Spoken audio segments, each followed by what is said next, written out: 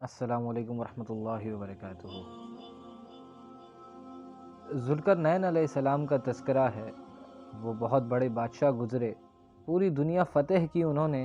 حضرت ذوالقرنین نے قرآن کہتا ہے زمین کے مشرق کی انتہا میں بھی پہنچے اور زمین کے مغرب کی انتہا میں بھی، اور ایک ایسی قوم کے پاس پہنچے ذوالقرنین کہ وہ قوم حضرت ذوالقرنین کی زبان نہیں سمجھتی تھی۔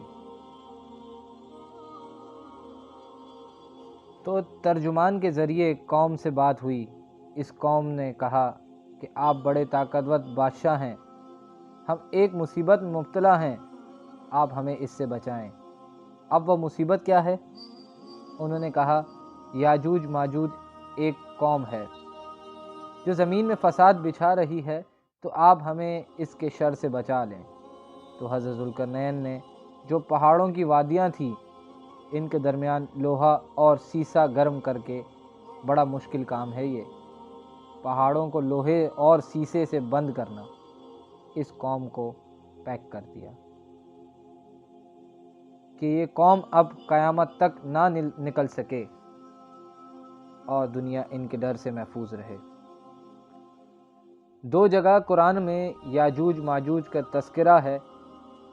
حدیث میں آتا ہے وہ یاجوج اور ماجوج ہیں، اتنی کثرت سے ہیں، وہ کیا کرتے ہیں، دیوار کو چاٹتے ہیں روزانہ ختم کرنے کے لیے کہ یہ دیوار چاٹ چاٹ کر ختم کرو، اور وہ جب ختم ہونے کے قریب رہتی ہے تو وہ کہتے ہیں اب ہم کل اس کو چاٹیں گے، اور وہ انشاءاللہ نہیں کہتے۔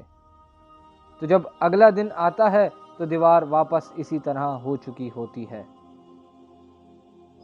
تو آپ صلی اللہ علیہ وآلہ وسلم نے فرمایا قرب قیامت میں یہ کہیں گے کہ انشاءاللہ اس دیوار کو ہم کل ختم کر دیں گے۔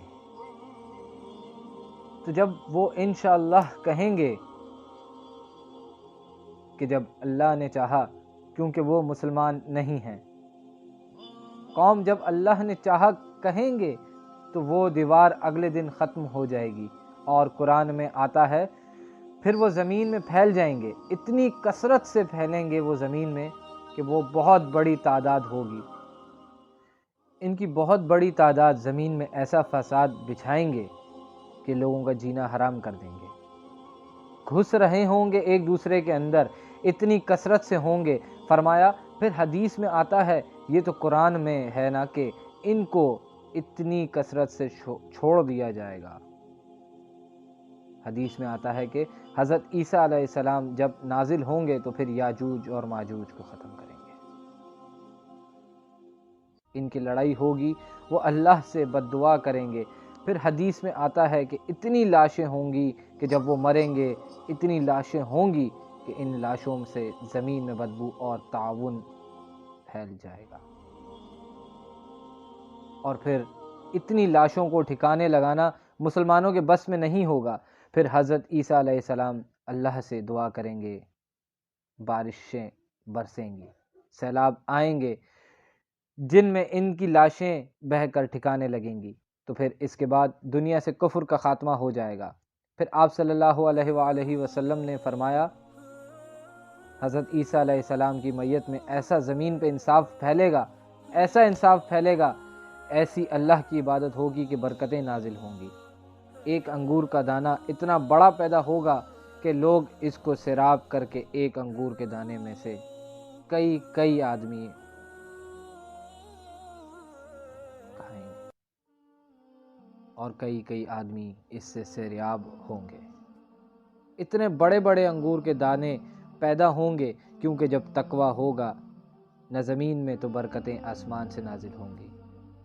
پھلوں کے سائز بڑے ہو جائیں گے، ان کے ذائقے بڑھ جائیں گے۔ ابھی تو دیکھو چھوٹے ہوتے جا رہے ہیں، پبلک بھی چھوٹی ہوتی جا رہی ہے، قد چھوٹے ہوتے جا رہے ہیں۔ چھوٹے سے ایک آدمی کی شادی کسی چھوٹے قد کی ایک عورت سے ہوئی، بچے اتنے، اب وہ ماں بچوں کو کھلا رہی ہے، بڑے ہی نہیں ہو رہے، وہ ماں پہ گئے قد میں بھی،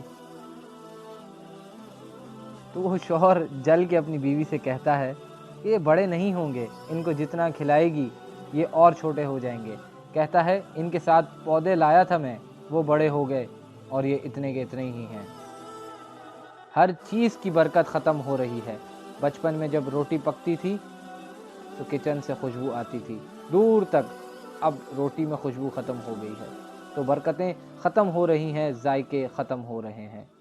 ہری مرچوں میں مرچیں ختم ہو گئی ہیں، اب ہری مرچوں میں مرچ میں ذائقہ ہی نہیں رہا۔